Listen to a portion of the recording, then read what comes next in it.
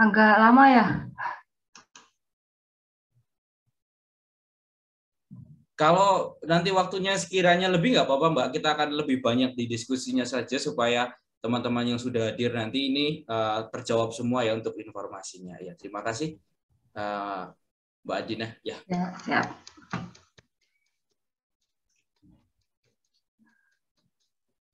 Oke, Assalamualaikum warahmatullahi wabarakatuh. Selamat datang teman-teman semua. Selamat bergabung di acara sharing beasiswa LPDP RI tahun 2022 featuring launching Kelurahan 9.0 LPDP ITB ya. Oke, seperti kata pepatah, tak kenal maka apa ya? Kenalan Mbak. Kenal maka ya kenalan dulu ya supaya kenal. Tapi bukan kenalan sama aku nih ya, karena kita sekarang bakal kenalan sama sponsor dana pendidikan nomor 1 di Indonesia. Apalagi kalau bukan LPDP ITB, LPDP RI, mohon maaf. Oke, apa sih sebenarnya beasiswa LPDP itu? Aku dulu jujur waktu S1 aku nggak tahu LPDP itu apa gitu. Kayak sampai udah mau lulus pun pernah dengar sih LPDP itu beasiswa, tapi beasiswa apa gitu nggak tahu. Dan pada saat itu kondisinya aku tuh kurang tahu dan males buat cari tahu. Akhirnya telat tahunya gitu ya. Nah, berdasarkan pencarian Google, banyak banget orang yang sama senasib gitu, sama-sama belum tahu apa sih itu LPDP, apa sih beasiswa LPDP itu sebenarnya. Kalau misalkan dia memang untuk menggunakan beasiswa buat kita, terus syarat-syaratnya apa gitu, dibukanya kapan dan ditujukan untuk siapa aja gitu. Nah, secara garis besar ya LPDP ini menawarkan program beasiswa untuk kita nih ya, warga negara Indonesia untuk melanjutkan studi ke jenjang S2 maupun S3 untuk di dalam maupun di luar negeri. Nah, kantor LPDP sendiri ada di Menteng, Jakarta Pusat. Nah, teman-teman kalau misalkan masih kepo banget nih sama LPDP, bisa langsung cari tahu di websitenya LPDP di lpdp.kemenkeu.go.id dan bisa ditelepon juga di situ ya. Ada call centernya. Terus kalau mau searching gitu di medsos, ada Instagramnya @lpdp_ri, ada juga Facebook, LinkedIn, dan Facebooknya LPDP. Teman-teman percaya nggak sih kalau LPDP itu uangnya banyak banget gitu? Dari mana? Ya dari uang kita juga, uang rakyat. Nah, secara garis besar nih ya sumber dana yang dipakai untuk pembiayaan beasiswa LPDP itu berasal dari APBN negara kita, kemudian pendapatan investasi, dan sumber lainnya yang sah. Nah, kemudian dana-dana ini nantinya diolah oleh LPDP sebagai dana abadi di bidang pendidikan yang kemudian digunakan untuk berbagai kegiatan seperti pengelolaan dana, pendanaan riset, dan beasiswa. Nah, apa sih untungnya buat kita, anak-anak milenial nih ya? Nggak cuma milenial sih. Nah, di sini kita keuntungannya, beasiswa.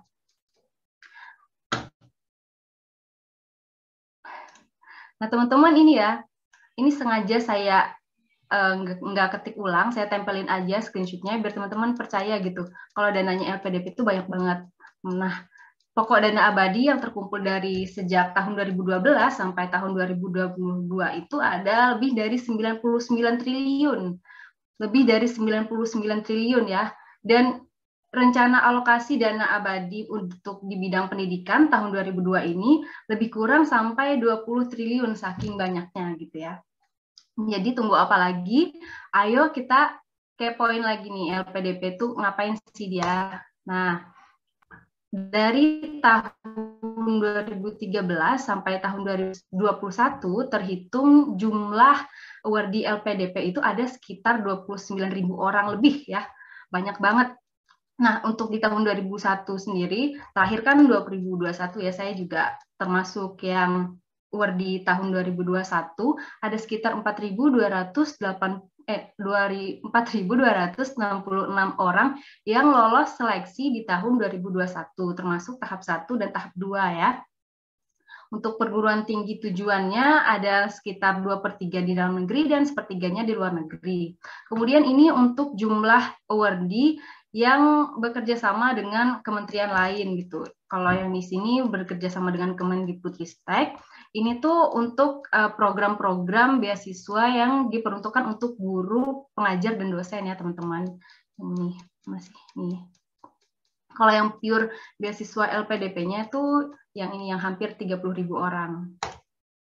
Nah, ini sebaran dari sekitar hampir 30.000 orang tadi berasal dari 34 provinsi di Indonesia. Paling banyak nih ada di sini nih, Jawa Barat. Jawa ini mendominasi ya, tapi yang daerah-daerah lainnya juga nggak kalah banyaknya nih sama yang dari Pulau Jawa. Nah, sekarang terhitung sampai tanggal 31 Januari tahun 2022, ada sekitar 5.800-an mahasiswa yang ongoing di seluruh dunia. Nah, masih paling banyak di Indonesia ya. Oke, untuk daftar jadi awardee LPDP, teman-teman bisa punya alternatif yang banyak gitu. Di sini ada pintu-pintu, ada pintu A, B, C, dan ada istana di sini. Saya lebih suka nyebutin istana ya daripada rumah ya. Nah, istana ini ibaratnya tuh beasiswa LPDP, dan pintu-pintu ini adalah jalur kita untuk masuk ke dalam istana LPDP ini dan menjadi bagian dari keluarga besar awardee LPDP. Nah, apa aja sih? Pintu yang pertama adalah pintu beasiswa afirmasi. Ada beasiswa putra-putri Papua, beasiswa daerah afirmasi, beasiswa prasejahtera, dan beasiswa penyandang disabilitas. Pintu yang kedua adalah pintu beasiswa targeted, terdiri dari beasiswa kewirausahaan dan beasiswa PNS TNI Polri. Untuk yang beasiswa dokter spesialis sama beasiswa PKU dan kader perempuan ini rencananya akan dibuka di tahap kedua ya teman-teman. Lalu untuk beasiswa yang umum tuh ada beasiswa PTUD atau Perguruan Tinggi Utama Dunia, beasiswa reguler, dan beasiswa co-funding. Nah teman-teman, ini jadi jenis-jenis beasiswa ini tuh bukan berarti kalau beasiswanya ini beda. Tapi beasiswanya ini sama-sama beasiswa LPDP ini, ibaratnya beasiswa LPDP itu ada di dalam istana ini ya. Jadi jenis-jenis beasiswa ini cuman pintu-pintu aja, pintu-pintu buat teman-teman masuk menjadi awardee beasiswa LPDP. Nah, kalau jadwal dan tahap seleksinya biasanya nih ya, setiap tahun itu dibuka 2 kali pendaftaran atau 2 tahap pendaftaran. Tapi untuk tahun 2020 ya, kalau nggak salah 2020 itu cuma dibuka 1 kali pendaftaran, dan khusus untuk yang beasiswa PTUD karena kondisinya waktu itu pandemi lagi tinggi-tingginya ya. Tapi selain itu biasanya setiap tahun dibuka 2 tahap seleksi. Ini berhubung yang tahap 1 penutupan pendaftarannya udah tinggal besok ya, 27 Maret, jadi kita skip aja. Kita lanjut ke yang tahap 2 nih.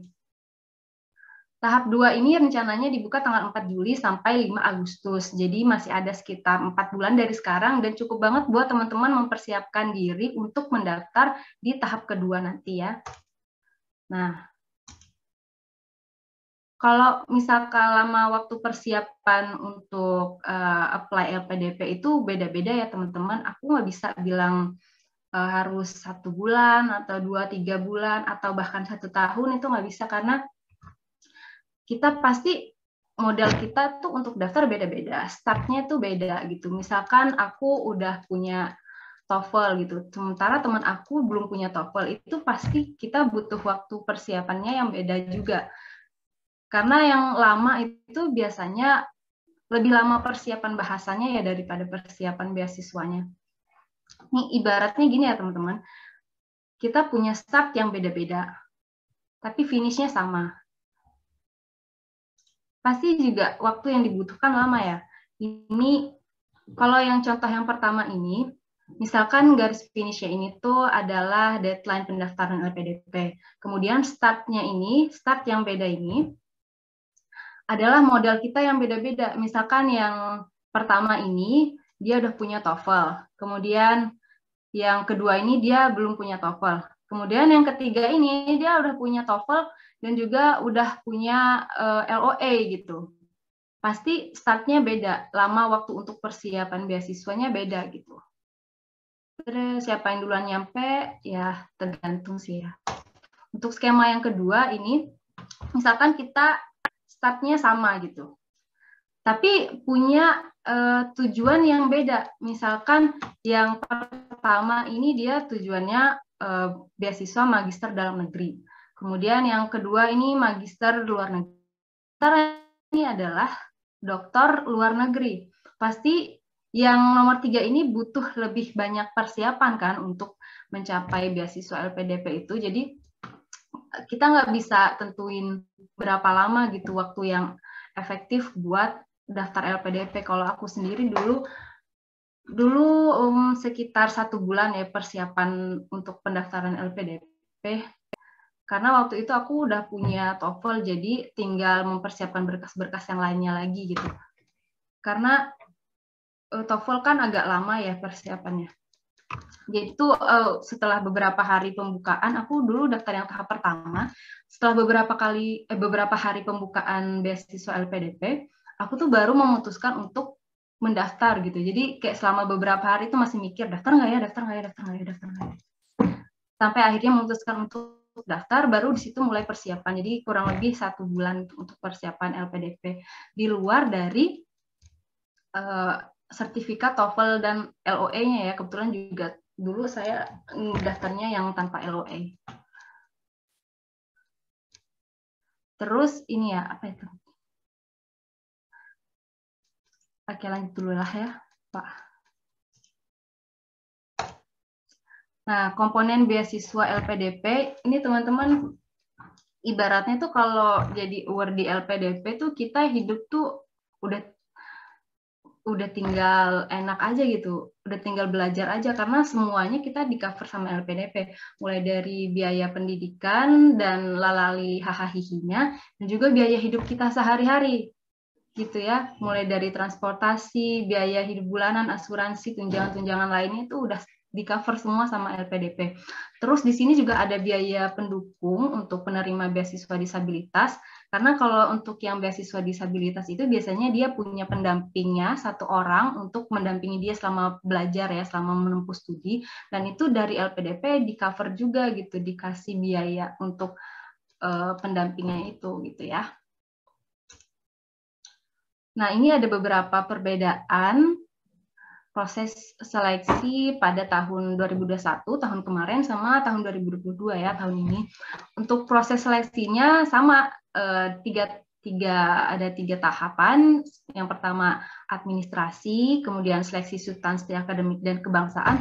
Kalau kemarin itu masih ada soal-soal kebangsaan kayak Pancasila, kewarganegaraan, dan lain-lainnya gitu ya teman-teman. Tapi kalau tahun ini kayaknya udah nggak ada deh kebangsaannya, cuman ada seleksi bakat skolastik, isinya tuh mirip-mirip kayak TPA gitu, berhitung kata-kata terus gambar gitu lah ya.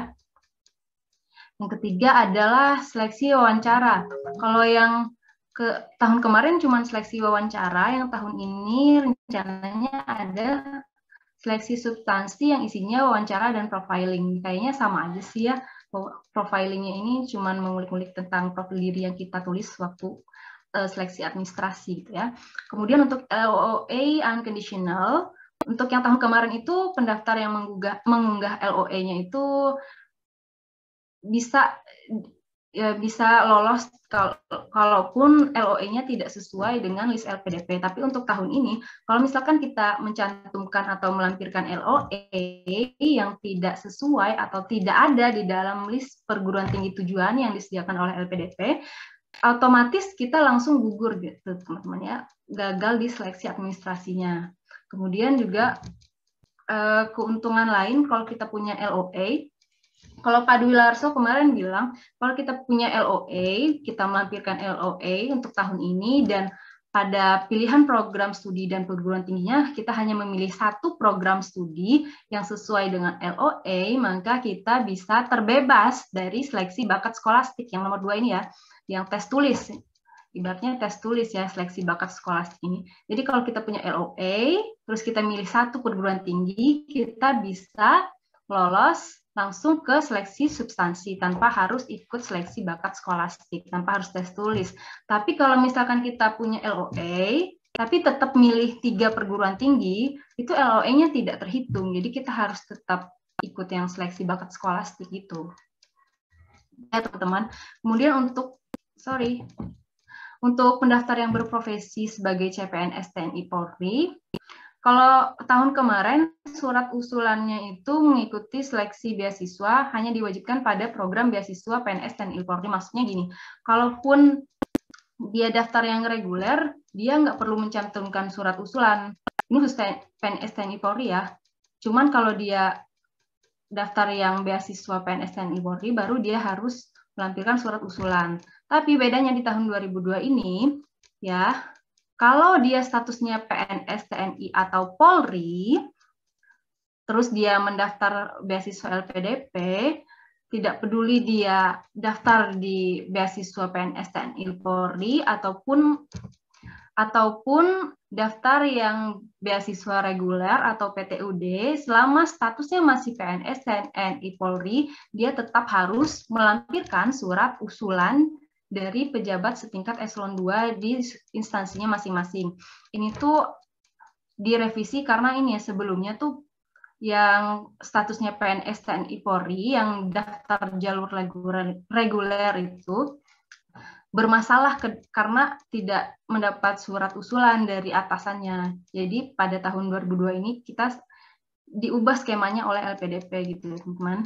Terus untuk teman-teman yang statusnya PNS, TNI, Polri ini nggak bisa daftar beasiswa prasejahtera sama beasiswa kewirausahaan. Lanjut untuk ijazah dan IPK, pendaftar lulusan luar negeri. Kalau tahun kemarin itu tidak ada penyetaraan ijazah, cuma konversi IPK aja. Kalau yang tahun ini wajib melampirkan penyetaraan ijazah dan konversi IPK yang dilakukan melalui website ijazah LN Kemdikbud.go.id ya. Nah, kalau berdasarkan teman aku yang pernah penyetaraan ijazah ini, waktunya cukup lama karena banyak harus kesininya gitu. Jadi kalau teman-teman yang dari lulusan luar negeri pengen penyetaraan ijazah, kalau bisa dari sekarang ya, karena lama ini takutnya nanti sampai penutupan pendaftaran belum jadi ijazahnya, jadi nggak bisa daftar gitu ya. Kemudian untuk surat pernyataan, kalau tahun kemarin satu surat pernyataan untuk seluruh program beasiswa. Jadi program apapun, beasiswa afirmasi, targeted, umum, reguler gitu, semuanya satu format surat pernyataan. Tapi kalau untuk tahun ini beda-beda ya, sesuai dengan program beasiswa masing-masing. Terus untuk verifikasi KTP, kalau tahun kemarin tuh nggak ada, kalau tahun ini ada. Tapi sistemnya pakai host to host dengan sistem Dukcapil. Jadi teman-teman harus pastikan KTP-nya itu terverifikasi di Dukcapil. Caranya gimana? Ya anterin aja ke Dukcapil setempat, diperiksa gitu.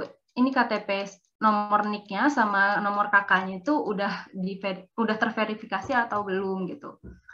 Untuk surat rekomendasi, kalau tahun kemarin itu bisa dari atasan atau akademisi. Kalau tahun ini lebih enak lagi teman-teman, bisa dari tokoh masyarakat atau akademisi, kecuali untuk program beasiswa PNS dan Polri, dan juga ada beasiswa kewirausahaan yang harus ada rekomendasi dari rektor atau dekan gitu ya.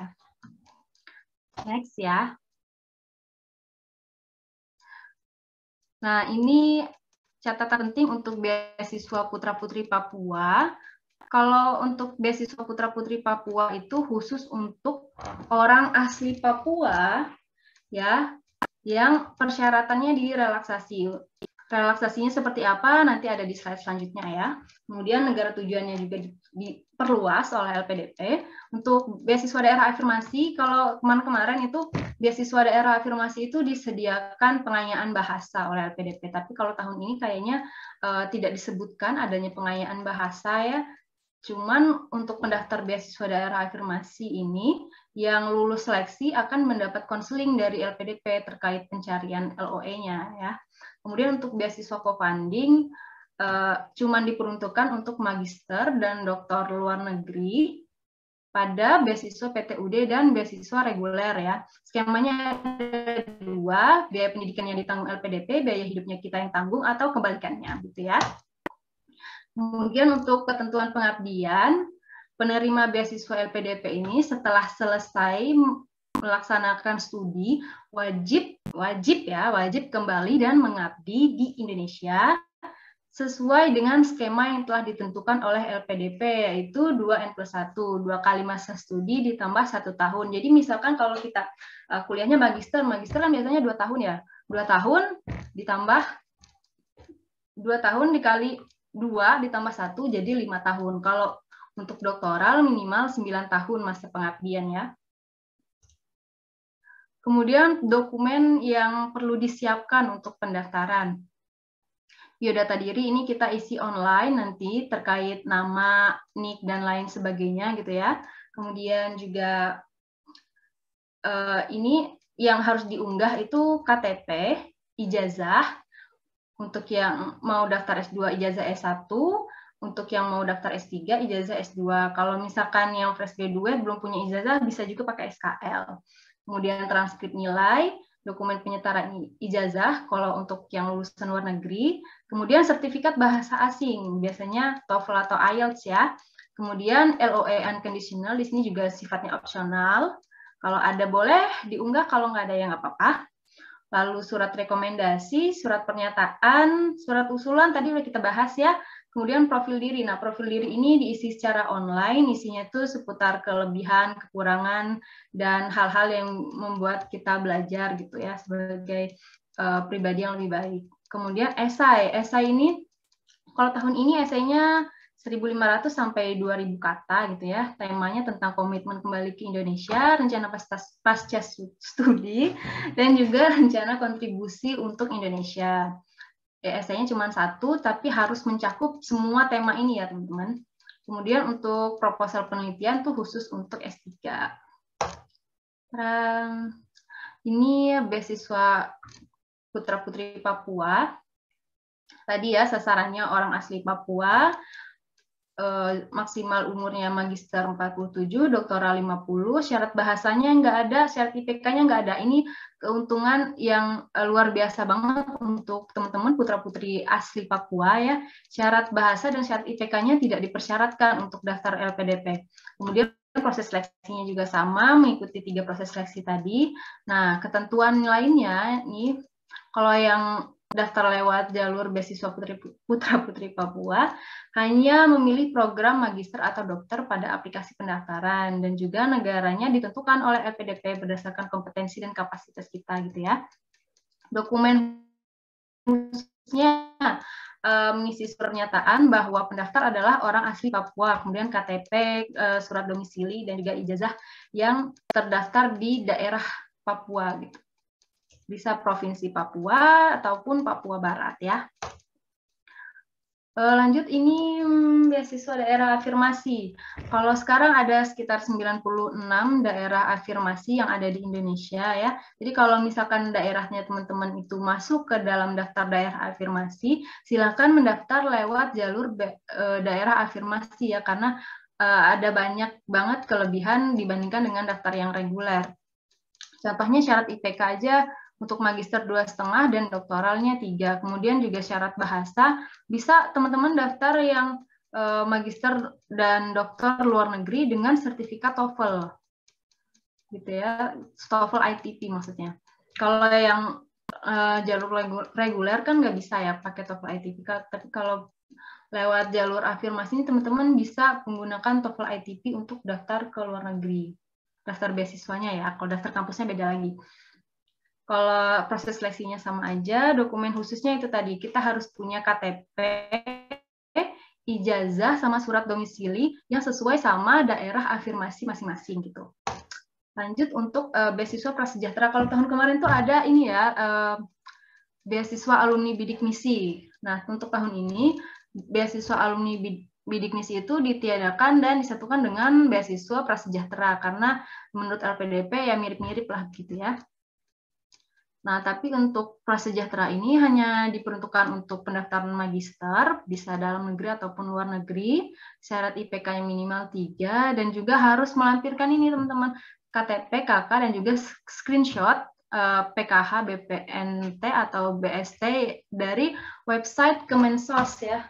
Bisa dicek di sini, di website cek bansos.kemensos.go.id.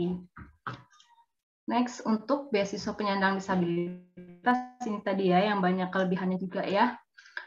Disabilitas yang diperbolehkan untuk mendaftar beasiswa penyandang disabilitas ini ada disabilitas fisik, intelijensia, mental, sensorik, dan juga disabilitas ganda.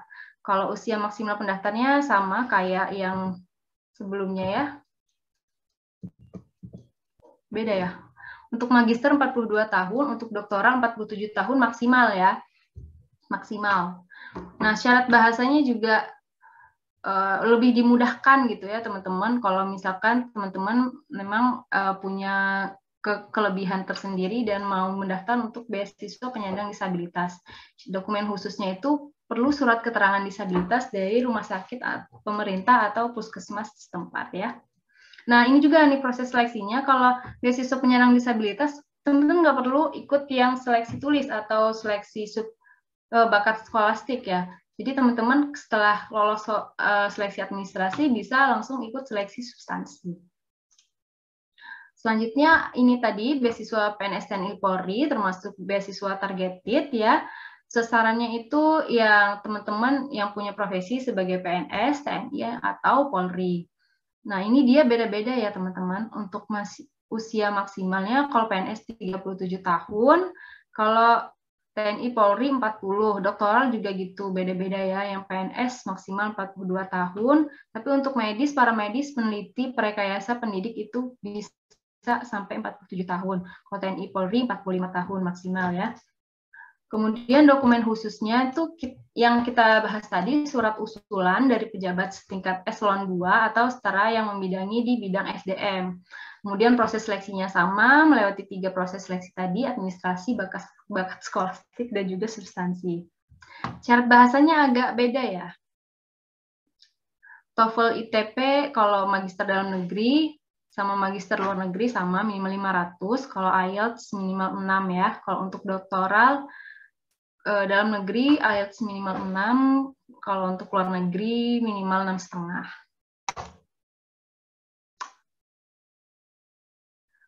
Selanjutnya untuk beasiswa kewirausahaan, sasarannya itu pengusaha atau orang yang memulai usaha ataupun WNI yang ingin berkontribusi di dalam bidang kewirausahaan atau bisnis ya.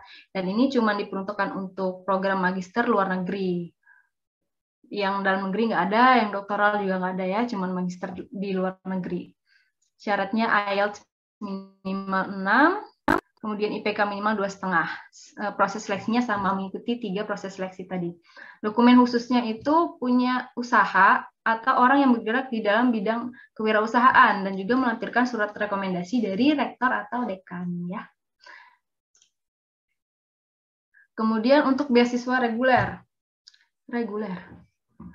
diperuntukkan untuk seluruh warga negara Indonesia yang sudah menyelesaikan jenjang pendidikan D4 atau S1 untuk yang mau mendaftar S2 dan juga sudah menyelesaikan S2 untuk yang mau daftar S3. Untuk usia maksimalnya untuk kalau yang S2 maksimal 35, yang S3 maksimal 40 tahun ya. Nah, syarat bahasanya kalau yang dalam negeri bisa pakai TOEFL ITP. Tapi kalau yang luar negeri minimal punya TOEFL IBT ya, udah nggak bisa pakai TOEFL ITP atau IELTS sekalian nih. Kalau untuk LN, IELTS-nya minimal 6,5 untuk yang magister. Kalau yang doktoralnya minimal 7 ya. Untuk syarat IPK, magister minimal 3 dan juga doktoral minimal 3,25.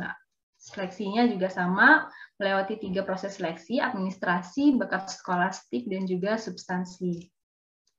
Selanjutnya untuk beasiswa perguruan tinggi utama dunia nih teman-teman, kalau punya LOA dari perguruan tinggi yang masuk ke dalam daftar PTUD, LPDP, teman-teman bisa daftar di jalur beasiswa perguruan tinggi utama dunia ini ya. Karena di sini tidak dipersyaratkan IPK dan juga tidak harus mengikuti seleksi bakat skolastik atau seleksi tulis ya. Karena dapat LOA itu susah ya teman-teman, nggak semudah itu, apalagi yang untuk PTUD kan berat. Kalau untuk syarat bahasanya magister minimal IELTS 6,5, untuk doktoralnya minimal IELTS 7 ya.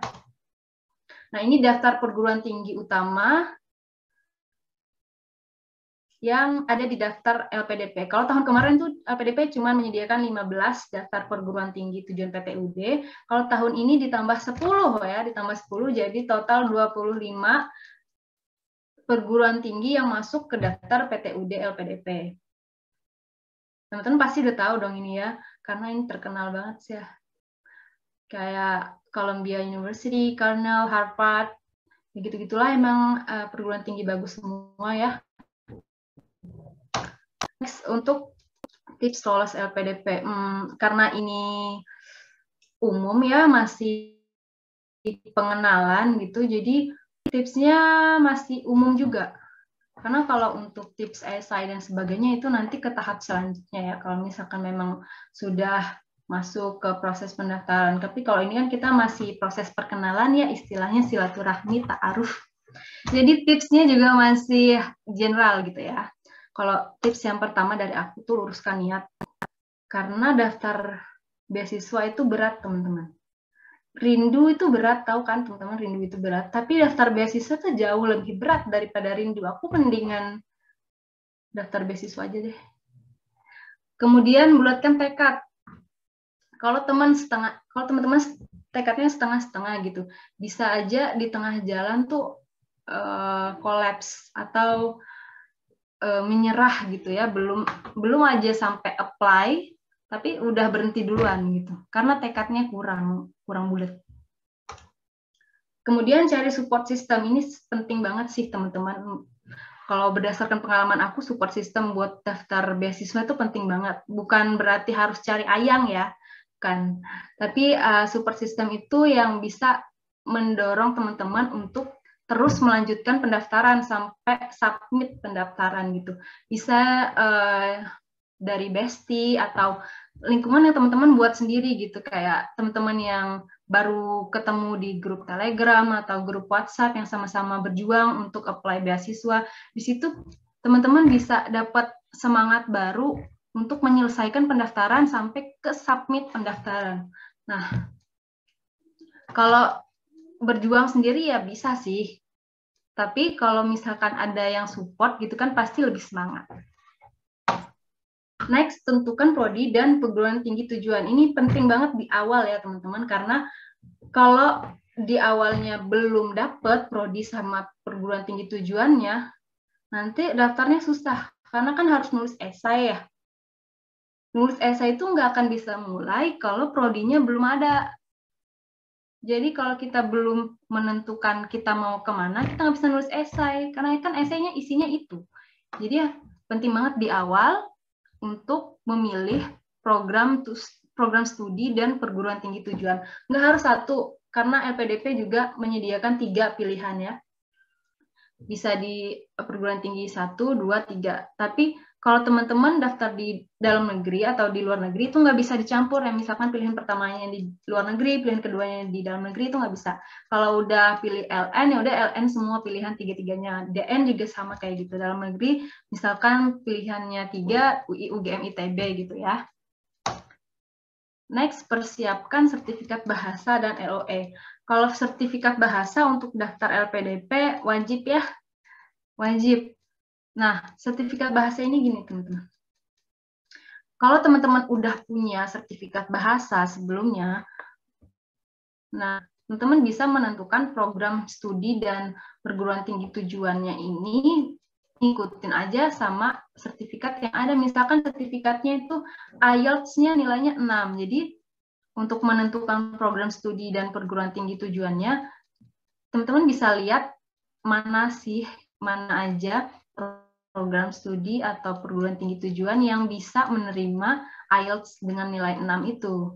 Tapi kalau misalkan teman-teman belum punya sertifikat bahasa atau pengen tes lagi gitu ya, dan yakin nilainya lebih baik, bisa kebalikannya. Bisa menentukan program studi tujuannya dulu, misalkan ke Harvard misalnya. Misalkan ke Harvard, IELTS-nya minimal 7 ya. Jadi teman-teman harus ngejar IELTS-nya 7 dulu baru untuk daftar beasiswanya kalau misalkan sertifikatnya udah dapat. Jadi gitu teman-teman.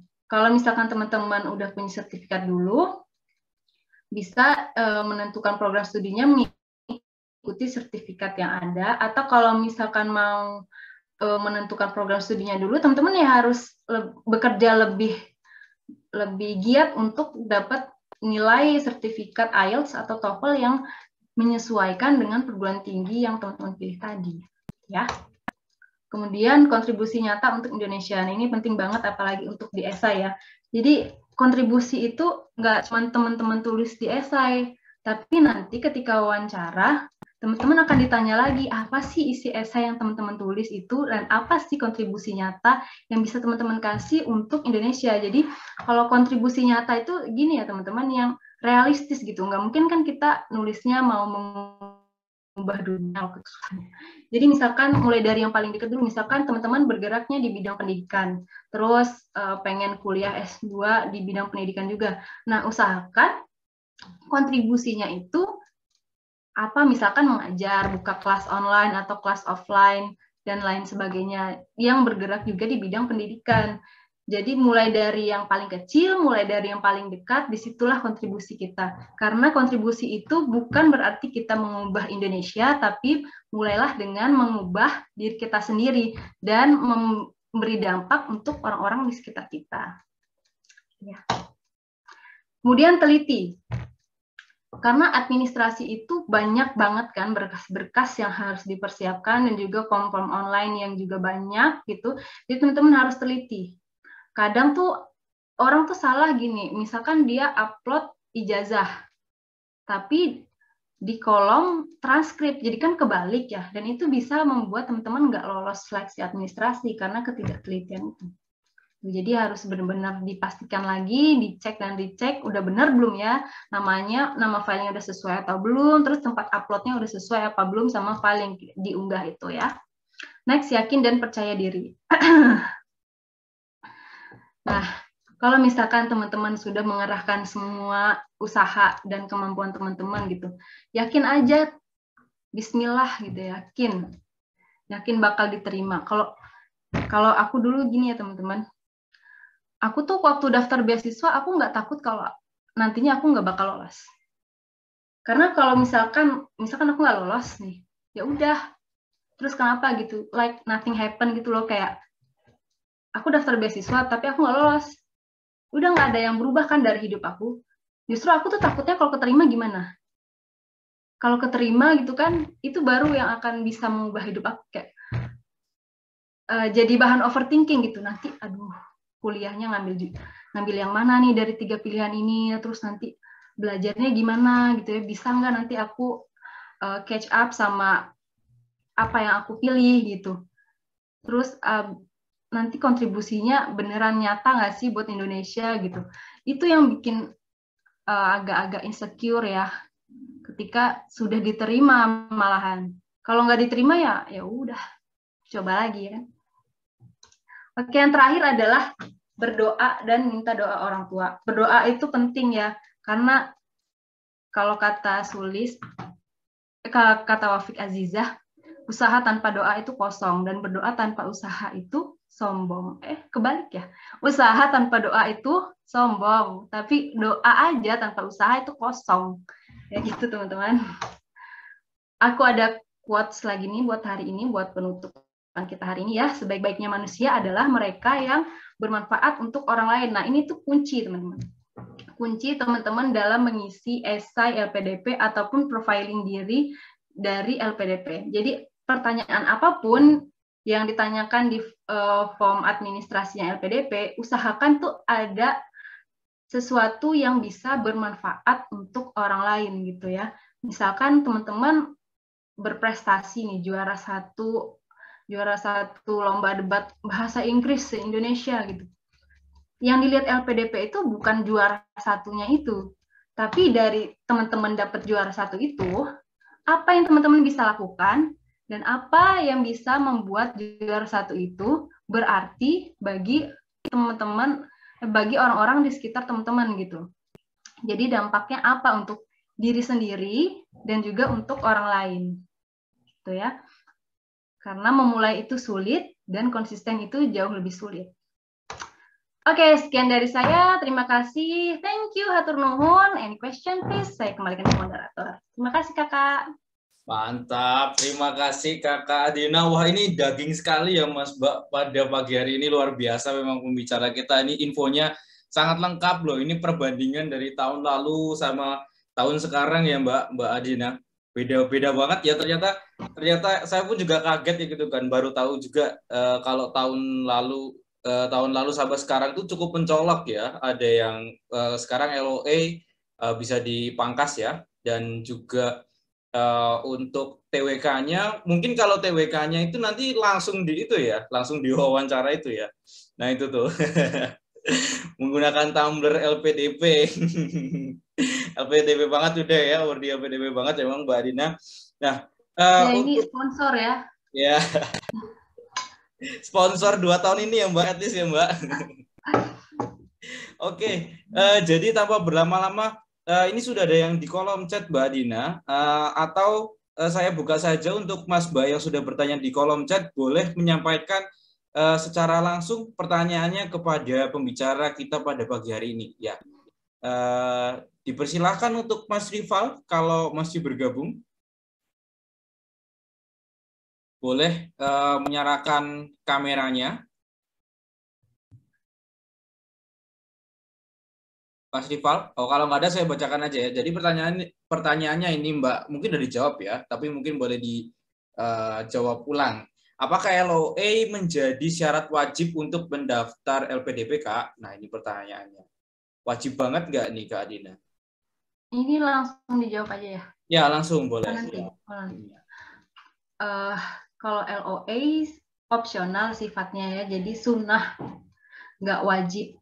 Tapi kalau teman-teman punya LOA, keuntungannya jauh lebih banyak daripada nggak punya. Jadi teman-teman bisa daftar LPDP dengan melampirkan LOA unconditional, bisa juga tanpa melampirkan LOA.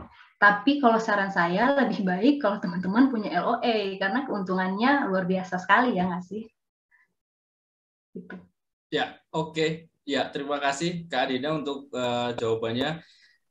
Lanjut pertanyaan yang kedua ya Kak, ini dari Kak Citra cukup panjang, jadi supaya bisa menyampaikan langsung nih biar puas nih Kak Citra nih. Kak Citra dipersilakan Kak, kalau memang berkesempatan bisa open cam dan atau open mic. Ya, kami persilahkan Kak. Halo Kak Citra, apakah bisa bergabung? Oke, mungkin saya bacakan aja ya Kak Adina. Kak, oh iya bisa. Oh ya Kak Citra silakan Kak. Ya boleh. Ya mohon maaf sebelumnya Kak, tidak bisa on cam. Nah di sini saya ingin bertanya, Kak izin bertanya ya. Pada saat ini saya bekerja di salah satu bimbel dan startup salah satu pendidikan di Indonesia. Nah untuk di KK pekerjaan tentor itu nggak ada Kak. Namun untuk guru itu ada. Sehingga saat melakukan registrasi kemarin itu jenis pekerjaan yang saya pilih adalah guru dalam kurung tutup kurung non PNS gitu. Dan jenis beasiswanya afirmasi prasejahtera yang kebetulan memenuhi syarat penerima bantuan dan tercatat di Kemensos itu Kak. Nah, apakah langkah yang saya sudah lakukan itu tepat ya Kak? Mengingat tadi kan dijelaskan kalau PNS itu ada sendiri dan tidak boleh ikut prasejahtera. Terima kasih Kak sebelumnya. Soalnya di pilihan jenis pekerjaan itu ada guru dalam kurung non PNS, guru PNS kalau nggak salah. Tapi Kak PNS bukan Kak? Enggak Kak. Soalnya kemarin baru lulus kemarin 2021. Berarti apa statusnya CPNS? Enggak juga sih, enggak lagi ngedaftar CPNS Kak. Cuma kerja di bimbel gitu sama online, bimbel online juga. Iya. Terima kasih Kak. Iya, sama-sama. Berarti insya Allah udah benar ya, udah tepat ya Kakak pilihannya mendaftar lewat jalur apa tadi? Beasiswa prasejahtera. Karena kalau untuk yang jalur PNS itu khusus yang statusnya udah PNS ya, jadi bukan berarti dia harus guru, tapi selama statusnya PNS bisa jadi pegawai di kementerian atau di dinas-dinas. Selama statusnya PNS dia dia boleh mendaftar di jalur PNS TNI Polri. Tapi kalau dia statusnya bukan PNS tidak bisa mendaftar di jalur tersebut. Nah, kebetulan kan kakak ini statusnya bukan PNS ya. Nah, jadi sudah tepat jika kakak mendaftar di program beasiswa prasejahtera. Karena kebetulan memenuhi persyaratan dan dokumen-dokumen yang harus dilampirkan ya. Insya Allah pendaftarannya dipermudah lewat jalur beasiswa prasejahtera gitu Kakak Citra. Amin. Iya, Kak. Terima kasih ya, Kak. Ya. Ya, baik. Terima kasih Kak Citra. Untuk Kak Christine ditampung dulu ya Kak, karena masih ada satu pertanyaan di kolom chat dari Kak Deborah Pane. Atau Kak Deborah Pane masih bergabung dengan kami? Boleh Kak Deborah untuk open mic-nya. Ya, menanyakan langsung kepada Kak Adina. Ya.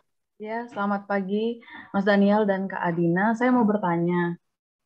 Saya lulusan ilmu komunikasi dan untuk S2-nya saya lintas jurusan di bidang ekonomi.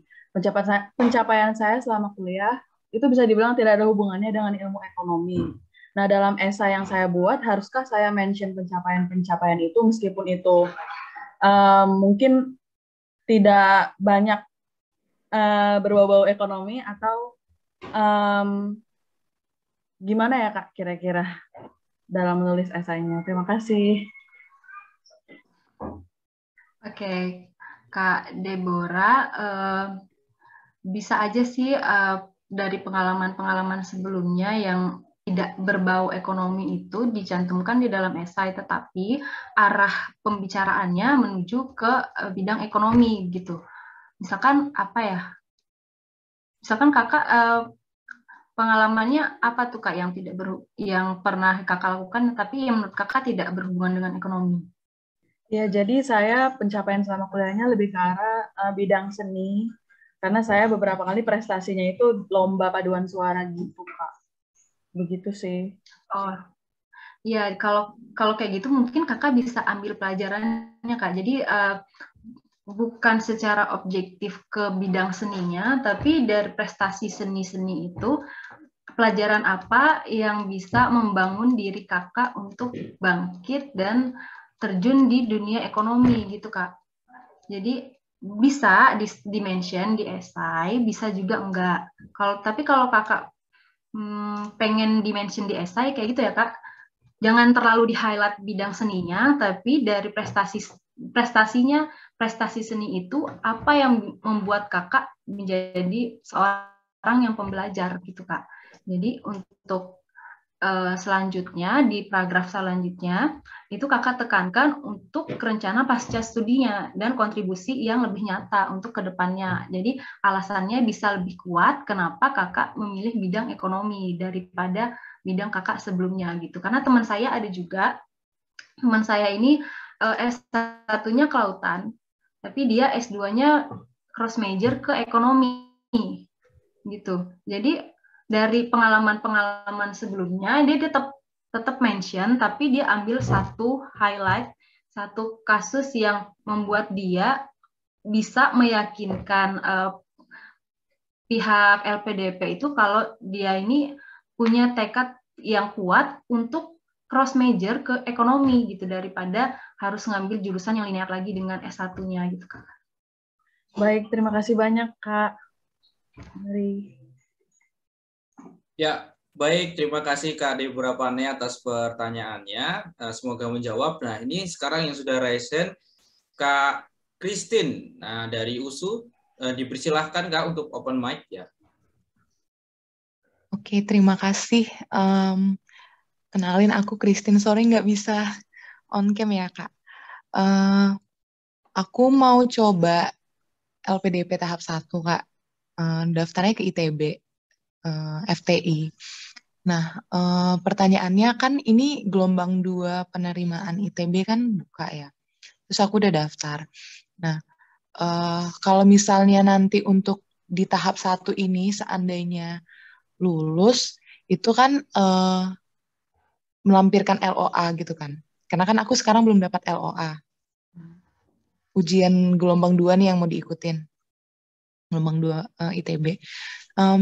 Kira-kira gimana ya kalau misalnya aku belum ngelampirin sertifikat apa tuh TPA Bappenas, itu berarti LOA-nya bukan unconditional ya?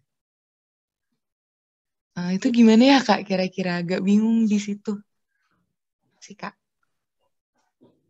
Ya baik Kak Adina, boleh langsung menjawab Pak. Iya berarti Kak Christine ini ya daftar LPDP-nya yang tahap 1, berarti yang penutupan pendaftarnya besok kan ya? Iya. Ya, sementara berarti kakak daftarnya yang jalur non LOE ya kak ya? Iya benar. Ya berarti nanti masih kalaupun lolos, kakak masih punya banyak waktu untuk melampirkan LOE unconditionalnya yang dari ITB. Dan kebetulan nih kak ya, LOE dari ITB itu yang unconditional maupun conditional itu formatnya sama ya kan?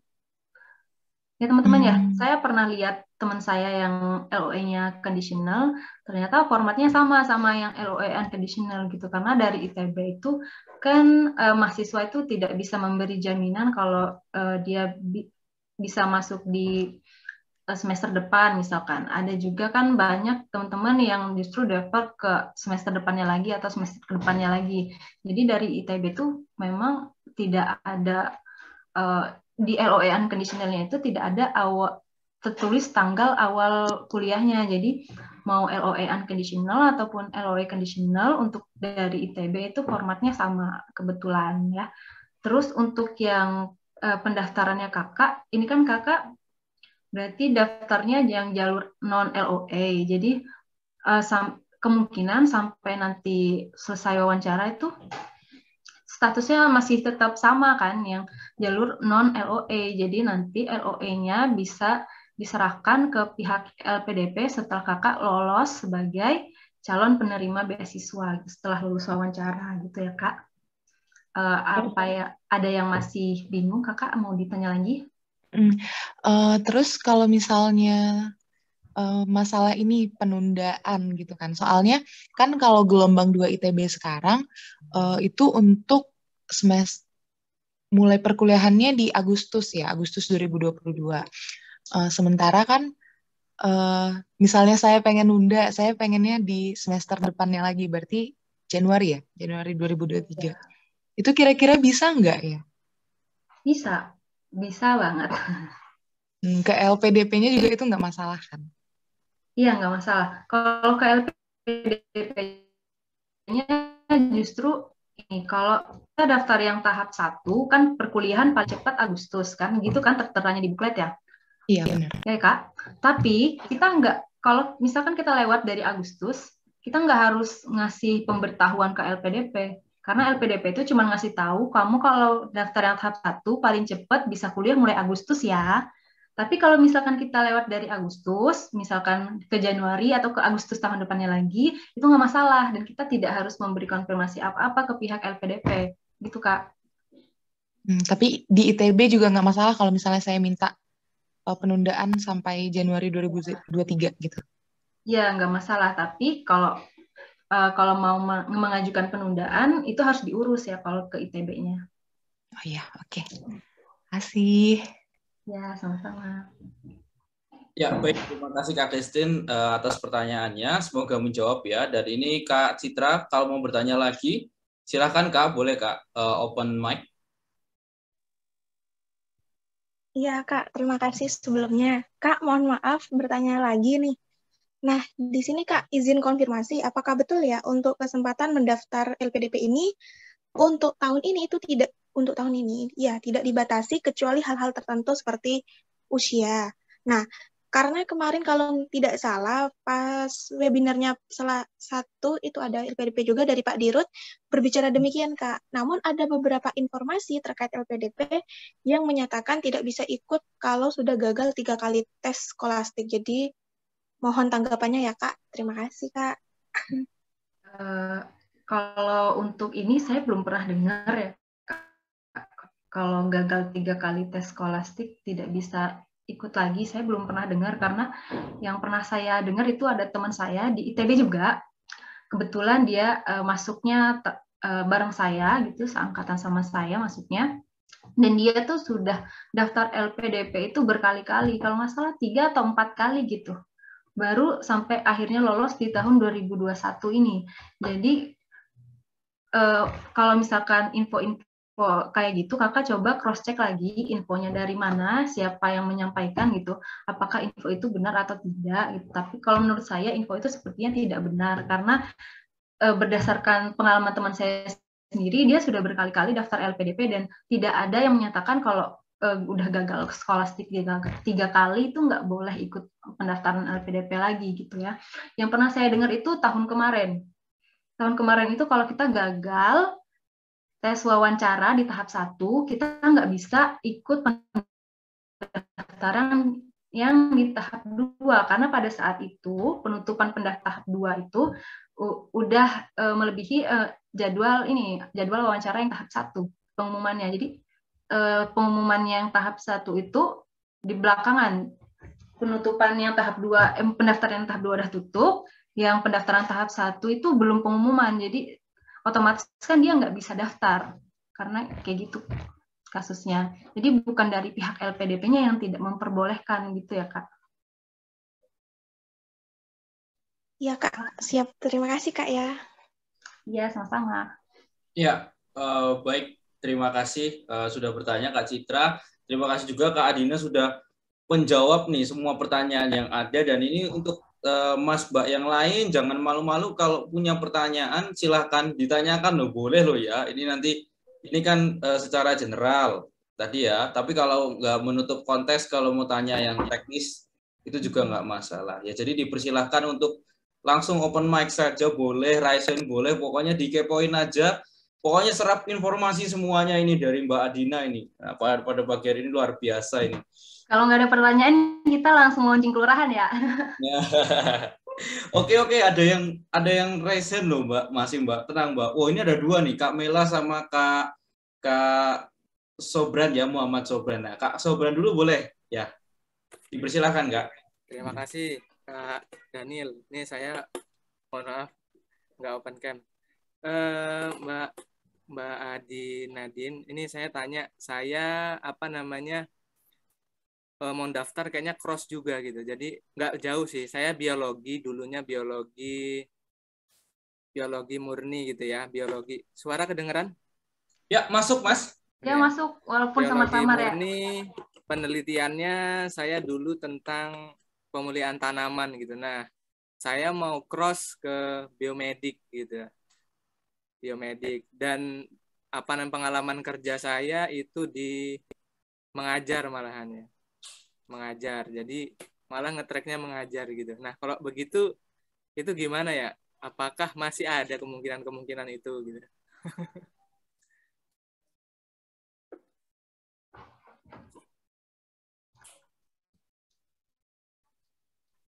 Halo? Ya. Halo, mungkin boleh bisa dijawab Kak Adina? Iya, Kakak Muhammad Sobran ya. Kemungkinan itu pasti ada, Kak. Nggak mungkin nggak ada kemungkinannya ya. Kebetulan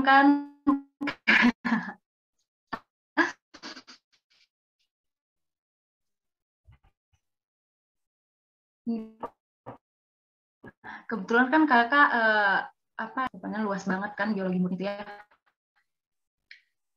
Nge-lag nih. Ya, masuk ya. Jadi kalau misalkan dari biologi murni mau ke biomedik, insya Allah masih sejalan gitu ya, masih sejalur. Nah, tinggal gimana kakak nulis esainya. Kalau misalkan pengalaman-pengalaman sebelumnya lebih ke bidang pendidikan, sedikit kaitannya dengan bidang pendidikan. Aku nggak tahu ya rencana pasca studinya Kak Muhammad Sobran ini mau gimana nantinya. Tapi usahakan masih saling terkait. Disebutkan secara tersurat sih, bisa juga secara tersirat gitu. Misalkan kalau biomedik tuh apa sih biomedik tuh? Lebih ke ini ya, ke potensi obat-obatan ya, nggak sih? Iya. Nah, dari potensi obat-obatan itu, ya mungkin kakak bisa mengajarkan gitu ke orang-orang cara mengolah sesuatu agar bisa menjadi obat gitu. Ini aku ngarang sih ya. Mungkin ya, intinya bisa bantu dikit Mbak, kalau gitu, biomedik itu biasanya arahnya ke instrumentasinya, tapi memang ada beberapa ilmu biologi yang mendominasi. Jadi karena kebetulan biomedik itu masuk ke salah satu jurusan teknik elektro kayak gitu. Ya. Kalau di ITB ya. Oh iya, bisa juga. Bisa juga untuk ini, pengalaman mengajarnya itu bisa untuk jadi batu loncatan, begitu Kakak. Jadi bisa jadi kalau S2 kan bisa jadi peneliti atau dosen gitu ya. Jadi pengalaman mengajarnya itu bisa untuk dijadikan batu loncatan untuk mengejar cita-cita selanjutnya. Jadi nggak harus saling terkait juga nggak apa-apa sih, karena kan kebetulan juga agak menyimpang dari penelitian S1-nya sebelumnya ya. Jadi lebih ditekankan ke rencana masa depannya aja, banyakin di situnya. Kalau yang lalu biarlah berlalu gitu. Yang penting kita fokus ke masa depan aja. Oke. Karena kalau peluang itu pasti ada ya, Kak. Kalau Kakak daftar beasiswa LPDP, peluangnya itu 50. Peluangnya itu 50 lolos, 50 tidak lolos. Jadi kalau Kakak daftar beasiswa LPDP, peluangnya untuk keterima itu 50-50. Lolos tidak lolos. Tapi kalau Kakak nggak daftar, 0 peluangnya.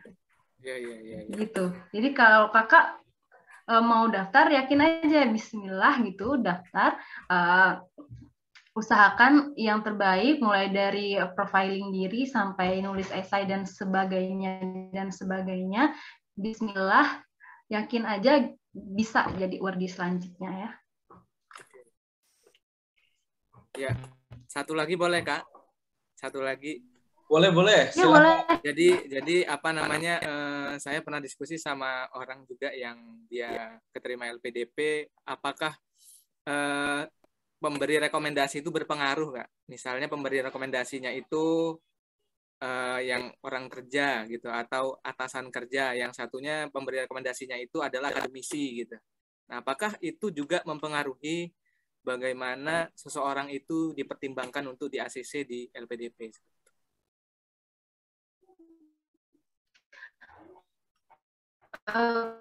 Kalau pengaruhnya saya kurang tahu pengaruhnya sih. Kalau kata Kak Dwi Larson penting hitam putih aja. Jadi benar pemberi rekomendasinya itu beneran layak sebagai pemberi rekomendasi atau enggak gitu. Tapi enggak terlalu diperhatikan bahwa si pemberi rekomendasinya itu harus yang wow banget, enggak sih kayaknya. Yang penting memenuhi syarat minimal yang diperbolehkan oleh LPDP gitu. Oh, seperti itu ya. Mas Daniel? Ya, baik. Seperti itu jawabannya Kak Sobran dari Kak Adina. Apakah ada yang terlewat tadi? Ya, ini jadi saya punya dosen kan dua. Satunya dosennya ada yang masih doktoral, satu lagi dosennya sudah profesor. Nah, itu lebih baiknya mempertimbangkan kalau kita cuma pilih satu, itu baiknya yang seperti apa ya? Apa yang doktor atau yang profesor? Karena yang doktor ini dosen pembimbing saya waktu S1-nya gitu. Tapi kalau profesor ini sesuai dengan profesor biomedik juga seperti itu. Yang saya pengen ini kan biomedik seperti itu. Ya, boleh Kak. Kalau saran saya, iya Kakak, kalau saran saya lebih baik yang profesor. Ya. Karena kalau yang profesor kan biasanya juga dia udah punya gelar doktor kan? Iya. Iya, karena kayaknya kalau profesor lebih bagus. Oke, baik, terima kasih Kak Adina. Iya. Adina. Ini aku jawabnya bercanda tapi jawabannya serius ya. Iya. biar santai ya. Jadi di sini kita forumnya forum santai aja gitu. Nggak terlalu formal ya. Jadi membaur saja dengan kami gitu kan. Ya, inilah kami juga kewajiban ya. Ini salah satu pemenuhan kewajiban kami ya Kak Adina ya sebagai wardi. Beban moral. Ya beban moral tahu, tapi memang harus kita berikan ya gitu kan kepada teman-teman yang lain juga yang ingin mendapatkan kesempatan studi lanjut ya. Jadi bersama-sama. Iya, karena setiap yang kamu miliki ada hak orang lain di sana. Ya, benar juga. Ada hak orang lain dan hak itu juga hak teman-teman yang sekarang sedang bergabung. Jadi makanya sangat rugi kalau nggak bertanya. Jadi bertanya sedetail-detailnya pada saat ini gitu ya. Jadi silahkan Mas Mbak yang mau resen atau kalau belum bisa resen interaksi langsung open mic belum bisa chat boleh akan kami bacakan pertanyaannya. Ya, silahkan boleh langsung resen open mic jika ada pertanyaan lagi. Oh ya, ada lagi dari Kak Citra. Silakan Kak Citra. Nggak apa-apa. Ya, baik Kak, terima kasih. Sebelumnya Kak Daniel, Kak Adin mau tanya gini Kak, untuk lama berlakunya sertifikat TOEFL itu betul 2 tahun ya Kak? Terus kalau Iya. misalkan betul 2 tahun, nah cara penghitungannya apakah dari tanggal terbitnya ditambah 2 tahun gitu Kak? Apa ada cara tersendiri gitu untuk melihat masa berlaku TOEFL itu sendiri Kak? Betul Terima yang kasih, pertama Kak. ya Kakak. Iya, terima Ya. kasih. Iya, terima kasih Kak Citra. Ya, betul yang pertama ya. Misalkan di sertifikat TOEFL-nya tertulis tanggal hari ini 26 Maret 2022. Jadi hitung aja 2 tahun berarti sampai 26 Maret 2024 gitu ya. Ya, siap. Terima kasih Kak Adin. Ya, Kak Daniel sama-sama. juga. Ya, sama-sama Kak Citra. Ya, tambahan dikit tadi kalau tanggal berlakunya mungkin dari terbitnya ya, benar ya Kak ya, dari tanggal terbitnya sertifikatnya.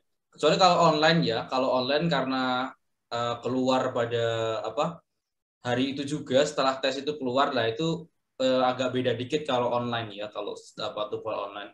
Karena saya pernah pengalaman kayak gitu beda gitu antara online dan offline. Oke, ada pertanyaan lagi nih? Ya, silahkan. Tadi kayaknya Mas Sobran ya, Mas Muhammad Sobran. Ada yang ini yang ditanyakan lagi Mas? Oh udah. Oh, udah, oh ya. Tadi lupa ke-mute. Sorry. Oke, ya. Halo Kak. Ya, baik. Ya, saya Maila mau bertanya terkait esai itu masalah urgent-nya itu apakah harus yang selaras dengan prodi yang kita ambil ya? Terus kalau masalahnya itu harus yang skala nasional, masalah urgent di Indonesia, atau apakah harus kalau masalah urgent di lingkungan sekitar kita itu boleh?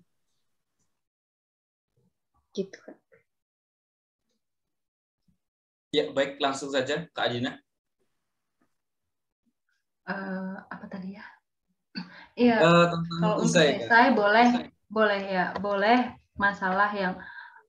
masalah urgent yang tingkatnya nasional, boleh juga yang tingkatnya seprovinsi, sekabupaten atau sedesa pun juga boleh ya. Yang penting itu benar-benar jadi masalah yang bisa kita angkat dan kita berikan solusi untuk kedepannya. Nah, kalau bisa memang masalahnya ini yang jadi latar belakang atau alasan kita mengapa kita mengambil jurusan tersebut di universitas itu gitu Kak. Jadi kalau misalkan nggak ada hubungannya sama prodi yang mau kita ambil, nanti esainya susah. Jadi itu esai itu kan dari paragraf pertama sampai paragraf terakhir itu dia saling link kan ya, saling berhubungan. Jadi kalau misalkan nggak ada masalah yang kakak angkat itu nggak ada hubungannya sama prodi yang mau diambil untuk studi lanjutnya, itu nanti esainya stuck di tengah gitu loh. Jadi nggak bisa kita terusin sampai bawah. Jadi terpaksa nanti udah sampai tengah jalan nih kakak harus ganti esainya, harus ganti masalahnya karena nggak bisa ngambil titik tengah, nggak bisa ngambil benang merah. Kenapa kakak ngambil jurusan itu gitu? Jadi dari latar belakang masalahnya. Jadi masalahnya itu sebisa mungkin punya solusi untuk masa depan dan cara kakak menyelesaikan masalah itu bisa dengan cara salah satunya menempuh studi lanjut. Jadi harus benar-benar jadi background atau jadi latar belakang atau jadi alasan yang kuat untuk kakak lanjut sekolah. Karena masalah itu jadi alasan kenapa kakak sekolah. Kalau nggak ada hubungannya, kakak nggak bisa punya alasan untuk sekolah lagi dong. Jadi kakak tuh sekolah ngapain gitu? Itu ya kak. Menjawab nggak sih? Iya, terima kasih Kak. Sama ini Kamela Kak. ya tadi. Iya, sama ini Kak mau tanya. Berarti yang tadi untuk rekomendator ya, itu misalnya kan kita dari akademisi ya, minta dari akademisi. Nah, itu berarti gelarnya itu kemungkinan berpengaruh nggak sih Kak? Kayak misal satunya kan dokter nih, nah satunya PhD. Nah, itu kalau misal aku milih yang PhD, itu apakah lebih berpeluang untuk lolos administrasi atau gimana? Enggak juga sih, Kak. Menurut aku sama aja sih. Karena setingkat kan dia dokter sama PhD sama kan Iya, sama S3 gitu ya. iya. Ya, jadi sama aja. Oh iya, terima kasih Kak. Ya, sama. Ya, baik. Terima kasih Kak Mela, semoga menjawab. Nanti kalau masih ada pertanyaan lagi, boleh ditanyakan setelah ini ada beberapa nih yang ingin bertanya lagi. Silakan, Kak Deborah. Ya Kak, saya mau bertanya lagi. Jika Iya, esai boleh. yang kita buat itu kurang jelas dan kurang realistis, itu kita bisa gagal di tahap seleksi administrasi tidak ya? Terima kasih. Mungkin ini pertanyaan balik dulu ya Kak. Standar tidak realistisnya atau kurang realistisnya seperti apa? Itu enggak sih Kak Dina? Nah, gimana Kak Deborah? Ya Kak, maaf saya mute karena lagi ada fogging di luar. Pertanyaan saya itu aja sih. Bisa atau tidak esai kita gagal jika rencana yang kita buat kurang realistis dan kurang masuk akal. Terima kasih Kak. Saya agak susah ya jawabnya karena kita juga sama-sama penerima beasiswa ya. Di sini kita bukan orang yang mengoreksi esai teman-teman saat pendaftaran. Tapi saya nggak tahu sih itu penilaiannya gimana ya. Cuman kalau misalkan esai, kalaupun lolos gitu di seleksi administrasinya, tapi esainya agak kurang meyakinkan, ya kemungkinan teman-teman bisa dapat masalah ketika wawancara, kalaupun nanti sampai seleksi wawancara, gitu. Karena kalau misalkan dari kitanya aja, kita yang nulisnya aja nggak yakin dengan kontribusi yang kita harapkan di masa depan, kita nggak yakin dengan esai yang kita tulis, gimana cara kita meyakinkan orang lain? Gitu loh, Kak. Jadi, kalau misalkan menurut kakak Deborah, esai yang kakak tulis sekarang belum realistis atau kurang realistis, usahakan dari sekarang aja diperbaiki lagi gitu esainya. Jadi minta direview sama beberapa orang terdekat kakak, mungkin teman, saudara atau senior atau kerabat atau apa gitu ya. Jadi minta dikoreksi lagi esainya. Kira-kira kalau orang lain yang baca esai kakak, kalau menurut kakak belum realistis, apakah menurut orang lain itu sudah realistis atau belum? Jadi usahakan kakak yakin dulu dengan apa yang kakak tulis, baru nanti ke depannya bisa meyakinkan orang lain untuk sama-sama yakin dengan apa yang kakak tulis. Karena kalau kakak aja yang nulisnya nggak yakin sama esai itu, gimana nanti cara kakak meyakinkan pewawancara gitu loh Kak. Baik, terima kasih banyak Kak untuk penjelasannya. Ya, maaf ya kalau kurang menjawab, soalnya agak sulit ya Mas Daniel ya. Iya, saya paham juga Kak Dina, karena memang benar statusnya kami di sini adalah para awardee juga berdasarkan pengalaman saja ya, dan juga mengumpulkan dari awardee sebelumnya, karena tentu kami kan juga menyusun esai tahun lalu itu juga melihat ya dari sharing kakak-kakak sebelumnya itu sudah ngasih banyak bocoran ya di LinkedIn ya gitu kan sudah banyak ya. Kalau Mas Mbak di sini punya LinkedIn ataupun sosial media lainnya tuh banyak kayak gitu kan, struktur bagaimana menulis esai LPDP itu banyak. Jadi agak susah ya untuk menjawab pertanyaan itu tadi karena itu apa ya, uniqueness masing-masing ya Kak Dina ya. Jadi itu nggak bisa di apa ya, kami nggak bisa menilai realistis enggaknya. Itu adalah idealisme ya. Jadi apa, kreativitas Mas Mbak masing-masing itu tanggung jawab pribadi kayak gitu. Nggak bisa kita yang menilai terus harus gini-gini banget, enggak gitu. Itu tergantung Mas Mbak apa ya apa yang akan dijanjikan gitu jika nantinya menerima beasiswa. Gampangnya seperti itu ya. Nah, ini Kak Muhammad Sofyan bertanya lagi ke Adina, apakah penulisan esainya boleh menggunakan bahasa Indonesia atau wajib menggunakan bahasa Inggris, Kak? Ini bagaimana ya? Ini saya kurang tahu nih kalau wajib bahasa Inggris nggak nih tahun ini nih. Kak Adina mungkin, Kak? Kalau yang saya baca dari buklet sih tidak ada kewajiban ya untuk menulis esai dalam bahasa Inggris. Tapi kalau teman-teman mau tulis dalam bahasa Inggris boleh, bahasa Indonesia juga boleh. Kalau saya kebetulan tahun kemarin menulis esai dalam bahasa Indonesia ya, karena saya lebih bisa menyampaikan apa yang ingin saya sampaikan dengan bahasa Indonesia. Karena kalau pakai bahasa Inggris agak takutnya ada sesuatu yang terlewat oleh saya gitu. Karena bahasa Inggris saya kan pas-pasan nih kebetulan. Jadi ya senyamannya teman-teman aja. Ya, baik begitu Mas Sobran, senyamannya saja. Yang penting apa yang ada di dalam hati dan pikiran tersampaikan gitu ya, Kak Adina ya. Terima kasih, Kak. Ya, sama-sama. Siap, terima kasih Kak Sobran, terima kasih Kak Adina. Ini ada lagi Mas Bah yang ingin bertanya. Di sini ada dari Mas Akbar ini ya, dari Polman Bandung, ada Mas Muhammad Askar, masih ada siapa lagi nih, Mbak Putri Mayasari, Mas Adi Tiaman. Silakan kalau ingin bertanya. Mas Muhammad Bayu ini silakan kalau mau bertanya, sangat dipersilakan loh ya. Ini masih ada waktu, kita sekitar 5-10 menit lagi. Jadi silakan digali sebanyak mungkin informasinya.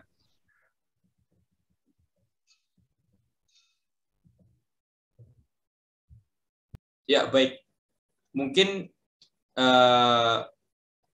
masih ada ya Mas Wahyu dari UB ya. Ini silahkan loh Mas.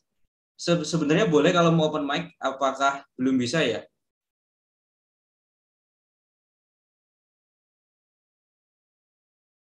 Oh ya, langsung saya bacakan aja ya Kak Adina. Selamat pagi, ini dari Mas Wahyu dari UB. Saya ingin bertanya, apakah pada sesi wawancara menggunakan full bahasa Indonesia atau sempat pakai bahasa Inggris? Ya, ini pertanyaannya Kak Adina. Iya. Oke, kalau untuk wawancara sebenarnya kalau menurut dari pengalaman teman-teman yang lain juga ya, benar-benar tergantung sama pewawancaranya gitu. Ada yang full bahasa Indonesia, ada yang campur gitu ya, ada yang pakai bahasa Indonesia sama bahasa Inggris, ada juga yang full bahasa Inggris ya. Ya Mas Daniel, kalau saya dulu full bahasa Indonesia kebetulan ya, tapi nggak tahu nih kalau Mas Daniel dulu gimana nih? Ya, kalau saya pribadi campuran Mbak, dites langsung sama pewawancara, suruh branding motor listrik coba Indonesia. Nah, itu agak kaget juga, tapi bisa nggak bisa tabrak aja Mas Mbak. Yang penting life must go on, udah gitu aja. Show must go on. Itu sih. Betul. Yang penting kalaupun pas awal tuh kita ditanya pakai bahasa Indonesia, tapi tiba-tiba di tengah perjalanan ditanya pakai bahasa Inggris, kita harus yakin ya Mas Danin ya, walaupun sebenarnya kita nggak tahu apa yang keluar dari mulut kita, tuh yang penting kita yakin aja gitu, bodo amat gitu kan ya, mau keluarnya gimana, yang jelas yang penting yakin dulu dari hati apa yang mau kita omongin. Kalau misalkan sampai nyangkut gitu ya, nggak bisa keluar lagi nih kata-katanya, kita bisa izinkan sama pewawancaranya, mohon maaf Ibu. Ya nggak sih Mas Daniel? Ya, benar Kak Dina. Ya, sudah menjawab Kak Wahyu. Ya, terima kasih atas pertanyaannya. Nah, ya. Oke, benar-benar banget Kak. Jadi memang intinya pede ya. Kita juga harus tunjukkan confidence sih. Ya nggak ya? Iya nggak sih ya Kak? Iya betul. Kalau nggak confident tuh kayaknya kayak gimana gitu. Jadi optimis dulu aja lah ya. Jangan takut ya. Kayak gitu ya intinya ya. Iya. Optimis. Walaupun kaki di bawah gemeter-gemeter ya. Dingin Mbak, keringetnya udah Mbak. Meskipun senyum-senyum tapi udah beda-beda banget rasanya tetap. Iya, aku aja waktu selesai wawancara tuh tiba-tiba kaki kok kayaknya susah bergerak.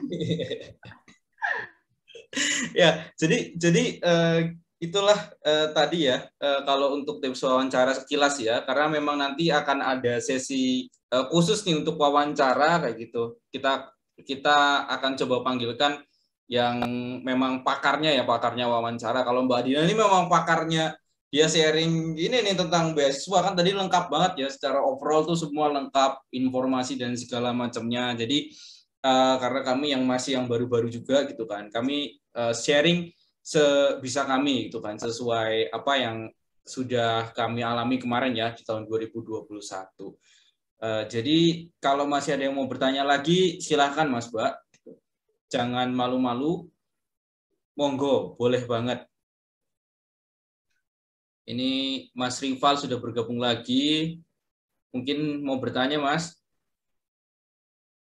Pengalaman wawancara dari tahun ke tahun tuh makin beda ya. Kayaknya kalau makin ke sini tuh makin enak wawancaranya gitu. Karena kalau nonton di YouTube tuh pengalaman-pengalaman wawancara dari yang tahun-tahun awal pembukaan LPDP tuh kayaknya berat gitu ya. Iya, benar. Kalau dari tahun-tahun sebelumnya memang waktu itu ada forumnya gitu kan, ikut memang ya Kak, memang banyak yang bilang ya, memang wawancaranya aja harus face to face dan ngelawannya enggak 2 ya, lawannya itu 4 ya, 4 wawancara, 4 sampai 5. Nah itu yang memang agak susah mempertahankan apa ya, integritas kita ya. Ya. Oke, ini masih ada yang bertanya lagi Kak. Mungkin last question ya dari Kak Citra. Kak, izin tanya, untuk tes skolastik tahun ini memang online ya Kak? Atau belum ada kepastian ya Kak? Mengingat kemarin hanya ada kolom lokasi wawancara, di mana mungkin wawancara secara offline. Wow, wawancara sudah mulai secara offline ini Kak. Apakah seperti itu Kak?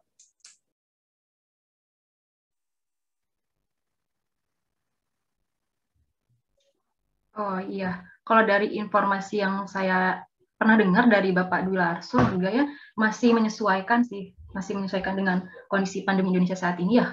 Kalau memungkinkan offline, kemungkinan akan dibuka offline, tapi kalau situasinya masih belum memungkinkan, sepertinya masih online gitu. Jadi benar-benar tergantung gimana keadaan kita saat ini. Karena dari LPDP sendiri sampai saat ini belum ada kegiatan yang offline ya. PK pun juga dari beberapa bulan yang lalu direncanakan offline tuh nggak jadi karena kebetulan kondisinya lagi belum baik-baik saja kan ya saat ini. Jadi masih pada online semua sampai sekarang. Tapi kalau untuk nanti ya belum tahu juga sih ya. Karena kan wawancara masih beberapa bulan ke depan kan ya, belum tahu kondisinya nanti bakal seperti apa. Jadi ditunggu saja. Ya, sama-sama Kakak. Ya, sama-sama Kak Citra. Ini one last question ya, very last question ini. Jadi masih adakah yang mau bertanya secara langsung maupun chat, dipersilahkan. Ini ada yang baru bergabung, Kak Sarah Ayu. Mungkin jika ada pertanyaan seputar mendaftar ya, beasiswa LPDP untuk tahun ini ataupun tahun-tahun ke depannya, persiapannya apa saja, boleh Kak, dipersilahkan Kak. Ataupun kakak-kakak lainnya yang belum bertanya, dipersilahkan ya. Gali saja informasi sebanyak mungkin, nanti Kak Adina akan share ya, gitu kan, bagaimana sih menjadi awardee LPDP ya. Right.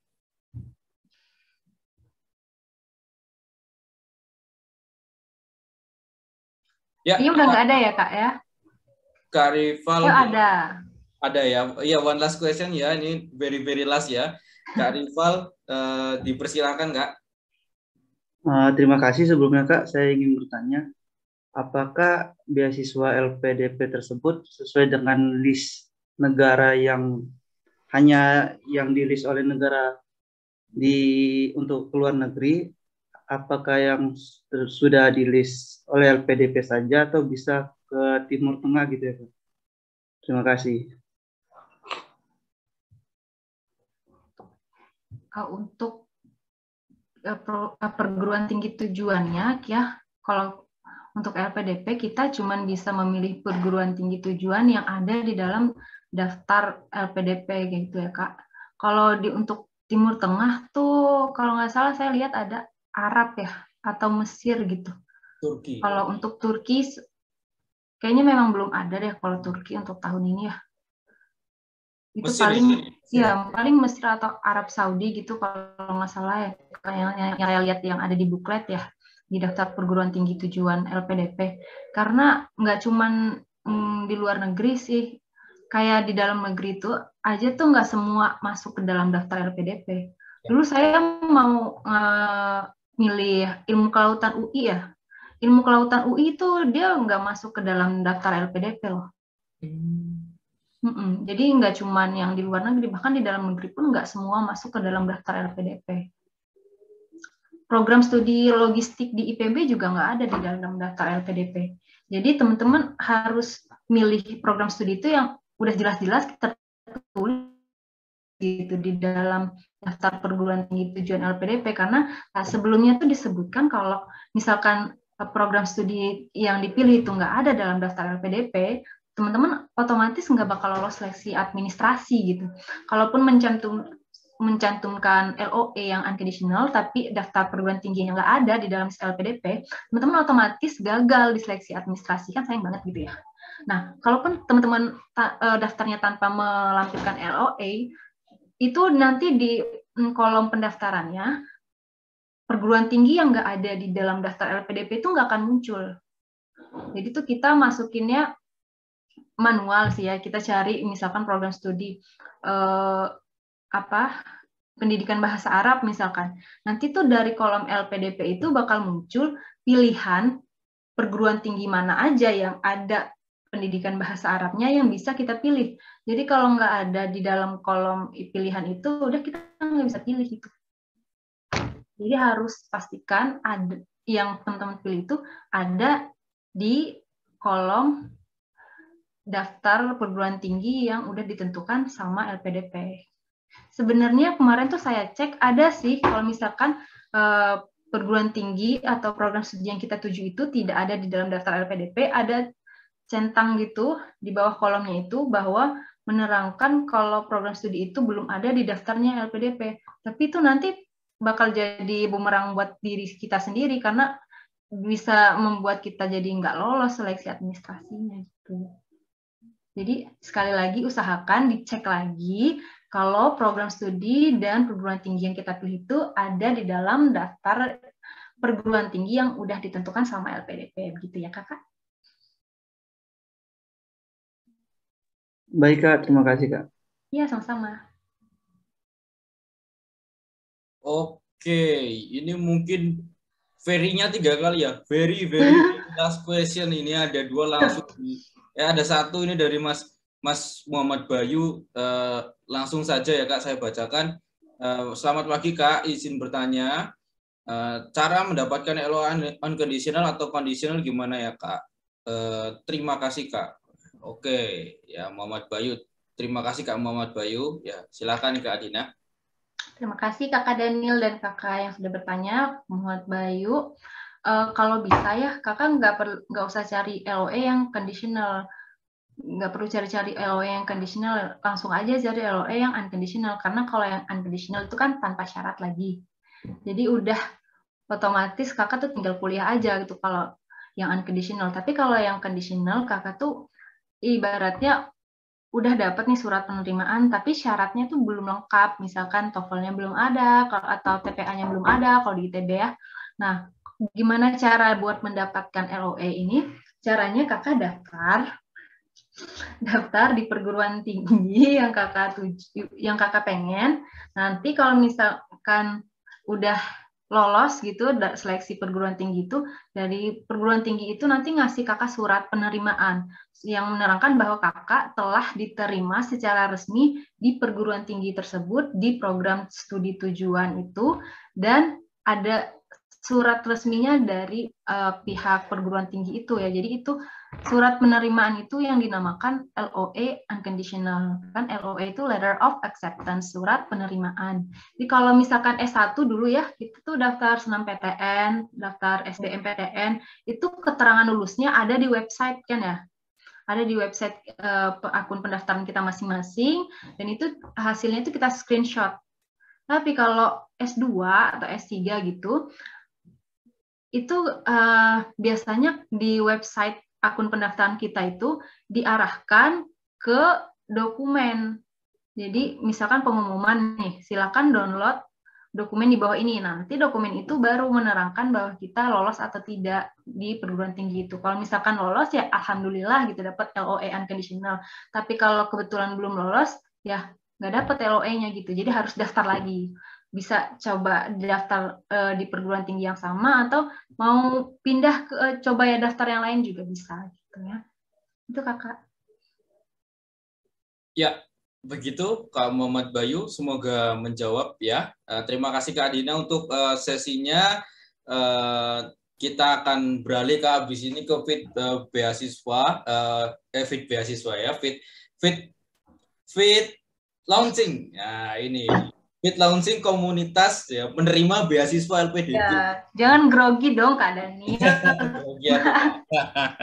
Karena ya ini event pertama kita ya di pengurusan 9.0, kami memulai launching itu dimulai ya didasari berbagi ya, dari semangat kami berbagi, dan ini pionirnya nih Kak Adina ini, Adina Kusuma ini. Terima kasih Kak sudah jadi pionir ya, ini yang pertama, Serikandi pertama dari LPDP ITB ini untuk sharing ke teman-teman ini dari berbagai wilayah di Indonesia ya. Tadi ada yang dari Medan, ada yang dari Jakarta, dari Jawa Timur ya, dan dari Bandung dan dari bermacam-macam daerah. Nah, semoga bermanfaat.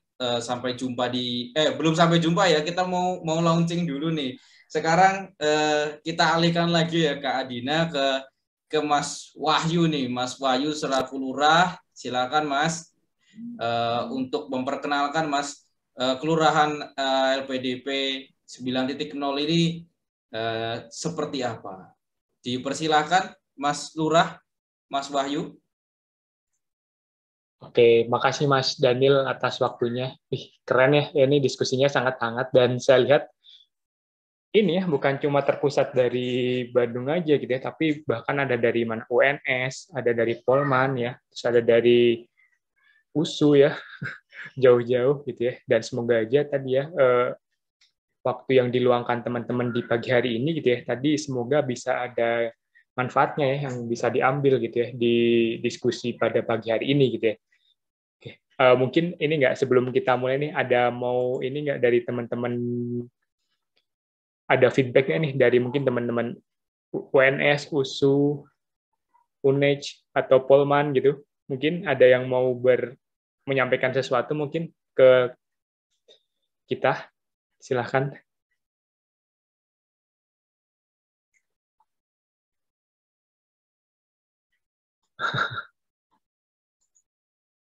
Ini mungkin saya coba ini ya, yang kita lihat yang paling jauh tadi dari mana ya? Dari teman-teman USU deh, dari Mbak Christine nih. Halo Mbak Christine. Halo Mas Wahyu. Jauh-jauh dari USU nih. Gimana nih Mbak? Mungkin apa ya, kesan atau feedback mungkin, atau apa ya, apapun lah ya. Mungkin untuk perbaikan kita dan sebagainya atau apa. Mungkin bisa Mbak disampaikan nih. Pertama-tama terima kasih untuk teman-teman yang udah boleh menyediakan Zoom ini untuk boleh sharing gitu. Tadi sharingnya komprehensif sih.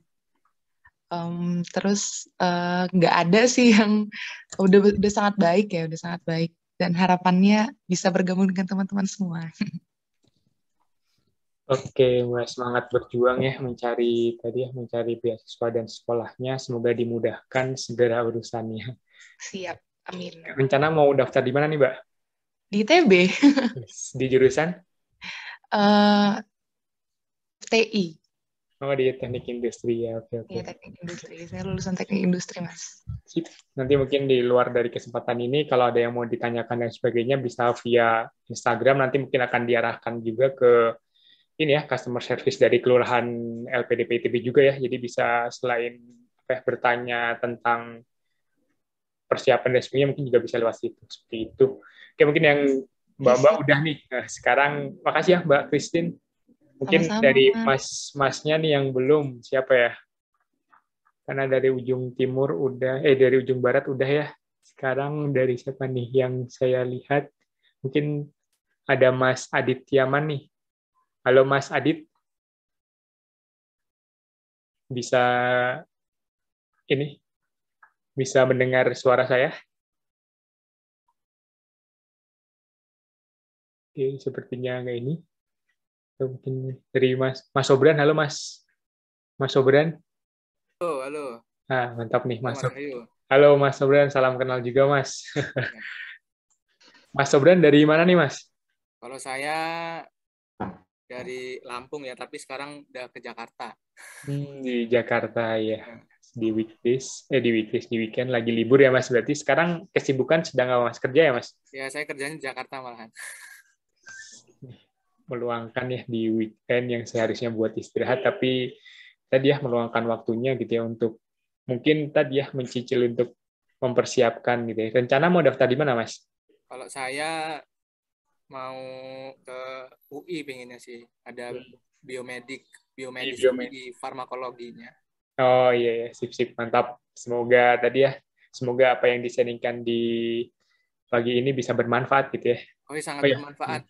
Mas. Jadi saya memang sambil cari-cari ya informasi ya kan, kalau misalnya nggak ketemu dengan informasi-informasi seperti ini, kadang ada pertanyaan-pertanyaan yang itu ngambang aja ya, bahkan kita tanya ke orang lain mungkin yang bahkan di LPDP tapi dia nggak mempersiapkan dulu, itu kan ada bingungnya juga gitu. Maka dengan adanya difasilitasi dengan seminar seperti ini atau informasi seperti ini sangat membantu saya gitu. Oke, mantap Mas. Semoga tadi yang bisa menambah sedikit pengetahuan gitu ya, atau mungkin menambah semangat untuk mempersiapkan dalam mendaftar beasiswa LPDP gitu ya. Oke, terima kasih ya Mas Sobran dan Mbak Christine ya atas waktu dan tadi ya waktu dan kesempatannya untuk sharing tentang feedback gitu ya.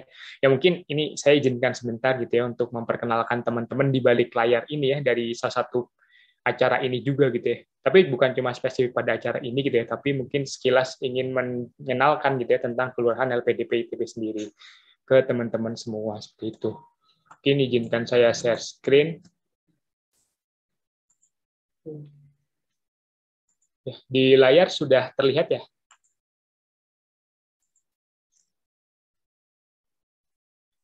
Oke. Nah, mungkin ini ya teman-teman sekilas dari dari Kelurahan 9.0 sendiri, di mana pada kepengurusan, jadi di ITB sendiri itu sudah sampai ke kepengurusan untuk ke-9 kalinya. Jadi ini tahun ke-9 Kelurahan LPDP itu terbentuk, sehingga angka di belakang ini itu menunjukkan tahun ini ya, tahun angkatannya seperti itu, tahun umur kali ya, umur Kelurahan LPDP ITB itu sendiri. Dan sebenarnya pada dasarnya LPDP ITB itu dibentuk untuk apa?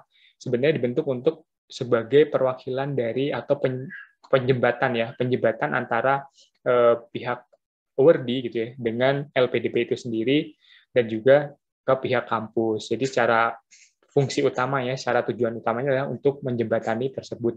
Menjembatannya seperti apa? Itu menjembatani terkait hal-hal yang sifatnya bisa aja terkait administrasi, terkait terkait keluhan dan sebagainya, apapun lah yang memiliki kepentingan antara LPDP, para awardee dan pihak kampus seperti itu. Nah, tapi seiring berjalannya waktu gitu ya, berdasarkan analisis kebutuhan dari para awardee-nya, maka tujuan atau fungsi itu tidak saklek hanya itu saja gitu ya, tapi ada sesuatu hal yang terus dikembangkan. Dan di kepengurusan pada pengurusan tahun ini gitu ya, itu mengangkat tagline yaitu progresif yang memiliki akronim profesional, adaptif, dan kolaboratif, di mana profesional mewakili nilai dari pelayanan yang ingin kita jalankan kepada seluruh awardee dan LPDP serta kampus gitu ya. Adaptif dan kolaboratif itu untuk, sedangkan nilai adaptif itu ya mungkin kita tahu ya kondisi akhir-akhir ini seperti apa, dalam artian kita masih penuh dengan ketidakpastian antara offline, online, dan sebagainya ya. Kita harus dituntut adaptif ya untuk menyesuaikan dengan kondisi yang ada tanpa mengurangi esensi dari apa yang kita inginkan gitu, seperti itu. Dan value kolaboratif di sini ya ini adalah suatu value yang dibawa untuk tadi ya, mungkin dengan online tuh kadang kita merasa kita tuh menjadi lebih individualistik dan sebagainya gitu ya. Makanya di sini value kolaboratif di sini ingin ditekankan ya untuk menjaga core kolaborasi atau kerjasama. Sebagai kita tahu ya, kita sebagai manusia, sebagai makhluk sosial gitu ya, pasti kita membutuhkan kolaborasi itu seperti itu.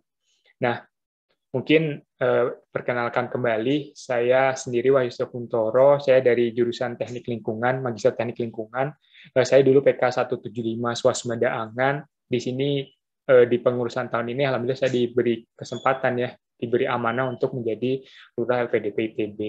Nah, setelah itu izinkan saya mengenalkan rekan-rekan saya seperti itu. Nah, ini mungkin visi dan arti logo. Jadi sebenarnya di sini ada kelurahan, di sini ada kayak semacam gedung. Jadi gedung ini adalah ikonik dari ITB itu sendiri, ada suatu gedung yang itu udah dibangun dari tahun 1920 ya. Seperti itu. Jadi dulu Soekarno juga berkuliah mungkin di sini gitu ya, di gedung ini. Nah, ini melambangkan ITB itu sendiri ya. Dan juga ada titik, ada 90 tuh maksudnya itu dari angkatan kita.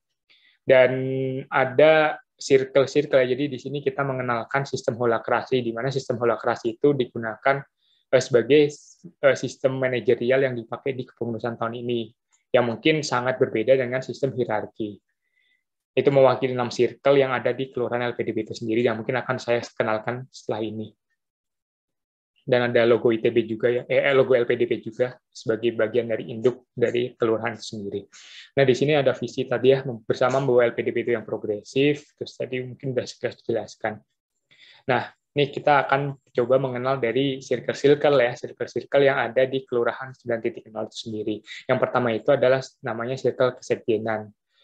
Di mana circle kesekjenan ini ada 3 orang ya, ada sekjen yaitu Mas Basuki, ada sekretaris ada Mbak Febi, dan bendahara Mbak Bila. Di mana circle kesekjenan ini memiliki tugas atau peran ya yang cukup vital dalam memanajerial seluruh kegiatan yang ada di, atau ibaratnya Mas sebagai ibu rumah tangganya Kelurahan 9.0 seperti itu. Nah, di sini mewakili warna merah yang menjadi api penyemangat ya atau bahan bakar dalam menjalankan pengurusan 9.0 sendiri. Nah, di sini ada yang kedua adalah circle pelayanan, di mana circle pelayanan ini dibentuk untuk apa? Di sini circle pelayanan ini dibentuk untuk sebagai penjembatan antara URDI, LPDP, dan pihak kampus. Jadi di sini memiliki tugas untuk memfasilitasi para URDI ketika ada keluhan ataupun memfasilitasi kepentingan LPDP ketika ada urusan dengan URDI seperti itu. Nah, di sini ada lead circle-nya itu Mas Fadlan. Terus ada database ya, ada Mbak Artina, ini yang bertanggung jawab atas keseluruh database URDI LPDP ITB. Ada customer service, yang itu ada Mbak Rina, Mas Farid, dan Mbak Hendri, di mana tugasnya adalah membantu gitu ya, ketika ada suatu pertanyaan atau ada keluhan yang diberikan oleh warga. Dan di sini kita menggunakan pakai ini ya, WA. Jadi ada nomor customer service untuk kelurahan LPDP ITB sendiri, seperti itu. Nah, di sini mewakili warna kuning ya, seperti itu, yang mewakili nilai pengayoman ya atau pelayanan seperti itu. Nah, selanjutnya ada yang ketiga ada circle pengembangan URDI. Jadi circle pengembangan URDI itu tujuannya untuk apa? Circle pengembangan URDI ini dibentuk gitu ya untuk memfasilitasi kebutuhan internalisasi anggota atau URDI LPDP ITB, di mana harapannya anggota-anggota yang dinaungi Kelurahan LPDP ITB itu tuh bisa mengembangkan atau menyalurkan hobi, minat bakat gitu ya, dan diapresiasi melalui kegiatan-kegiatan yang dijalankan di pengembangan URDI ini. Di sini ada Mas Mbak I sebagai lead circle-nya, dan ada Mbak Gina, Mas Fandi, Mbak Nira, dan Mbak Nabila, terus ada Mas Deninov dan Mas Ferdi sebagai anggotanya. Nah, di sini circle ini mewakili warna hijau yang menggambarkan semangat untuk terus bertumbuh dan berkembang, seperti yang mewakili warna hijau itu sendiri. Seperti itu. Terus selanjutnya, nah ini salah satu ini ya core di acara pada siang hari ini, ada keilmuan, circle keilmuan, di mana circle keilmuan ini dipimpin oleh Mas Irfans, dengan anggotanya ada Mas Glaga, Mbak Nadia, Mas Abdul Ghazir, dan Mas Fikri. Nah, di sini tugasnya untuk apa? Sebenarnya tugasnya adalah gimana kita bisa memanfaatkan potensi keilmuan yang ada di URDI gitu ya, untuk dieksplor gitu ya, menjadikan suatu karya. Makanya di sini mereka ada punya program kerja pengabdian masyarakat gitu ya. Terus punya program kerja tentang lebih ke sharing tentang keilmuan seperti itu. Nah, di sini ada mewakili warna ungu, gitu ya. Seperti itu, dan selanjutnya ini ada circle desk info atau circle desain dan informasi. Di lead circle-nya ada Mbak Nuno, gitu ya. Terus anggotanya ada Mas Wismo, Mbak Anissa, dan Mas Andi. Nah, disinilah yang makeover kali ya, mungkin sebagai wajahnya dari kelurahan LPDP sendiri, seperti itu. Nah, ini yang terakhir ada circle eksternal yang ini bertanggung jawab juga berkolaborasi dengan circle kealumnian untuk menjalankan kegiatan di siang hari ini. Di lead circle-nya ada Mas Daniel ya. Tadi mungkin teman-teman udah lihat ya Mas Daniel yang mana gitu ya. Dan anggotanya itu ada Mas. Jadi di belakang layar ini yang bekerja ada Mas Afdol, Mas Hilmi, Mas Liki, dan Mbak Laili. Seperti itu. Di sini mewakili warna ungu gitu ya, seperti itu. Oke, ya mungkin itu ya Mas Daniel yang bisa dikenalkan ya ke teman-teman gitu ya. Ya mungkin teman-teman tadi ya banyak ada yang mau ingin ke ke UI gitu ya, ada mau ke ITB dan sebagainya. Mau kemanapun tujuannya gitu ya, pada dasarnya mungkin tadi yang untuk kiat-kiat dalam mencari beasiswanya mungkin sedikit sudah banyak, sangat banyak yang sudah disampaikan sama Mbak Adina gitu ya. Dan semoga bisa bermanfaat. Dan mungkin sekian ya Mas Daniel yang bisa saya sampaikan. Mungkin waktu dan tempat saya serahkan lagi ke Mas Daniel. Monggo Mas Daniel. Ya, baik. Terima kasih Mas Lurah, Mas Wahyu, luar biasa. Dan tepat ya waktunya ini sudah pukul 11.00. Kita jadwalkan sebenarnya 11.30. Tapi 11.00 kita sudah selesai launching pada hari ini. Jadi kita sudah masuk di penghujung acara Mas Ba.